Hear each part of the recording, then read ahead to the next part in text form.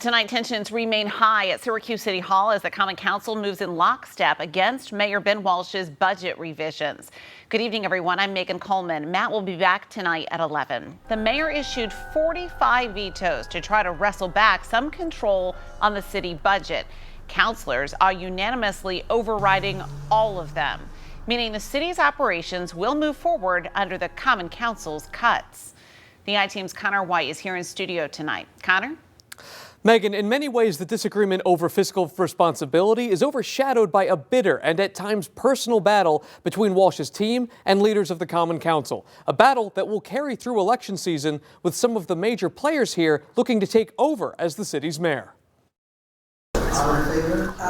The Syracuse Common Council is voting to override all 45 of Mayor Walsh's budget amendment vetoes. Not a single councilor is breaking rank, finalizing a budget that cuts $16 million from what Mayor Ben Walsh first proposed. You know, I think we made amendments that we needed to do in order to preserve our fiscal integrity. Acting Council President Pat Hogan says councilors were united against Walsh's budget, feeling the city was headed for a financial cliff. Walsh wanted to raise property taxes on top of using $27 million from the city's reserve fund. In his vetoes, Walsh eliminated the tax hike, but says he tried to avoid cutting public safety and quality of life initiatives. We went over the budget, and he has his opinion of the budget. We have our opinion of the budget. So you felt there was nothing reasonable to compromise on? I didn't think so, no. The council faces criticism from advocates for making the final decision behind closed doors, with the help of a third-party study that the public didn't get to read ahead of time.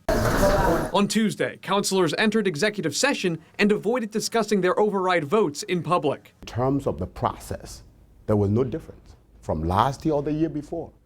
This is how we have always done our budget. The mayor presented to us. We take a month long with the department. But this is the first time that you've gone to an outside agency to conduct an audit, and people didn't get to read that report. So do you feel that the public had enough information? Well, the report in itself, right? The report in itself was to inform the councilors.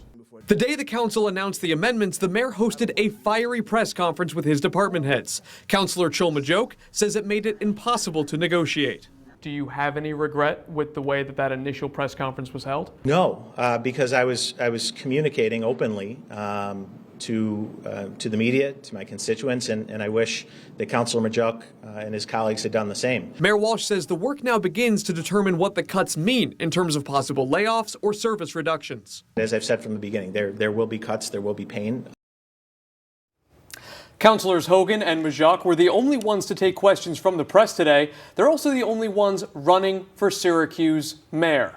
They insist this has nothing to do with their campaigns, and instead, it's about protecting the future of the city. Deputy Mayor Sharon Owens, who is also running for mayor, says that's hard to believe and argues in the long run, it will become clear, Megan, these cuts were the wrong choice in her opinion. Yeah, I mean, anger, frustration, this has been overflowing at City Hall recently. Drama with a capital D. What have you noticed about the emotions and the intensity of how people are feeling? Absolutely. There's certainly an argument as to whether or not the process letter of the law has been followed, but as we've covered in recent years, this is a big shift. Mayor Walsh has proposed a budget change. Councilors come back with a few amendments here and there, but certainly nothing as drastic as $16 million.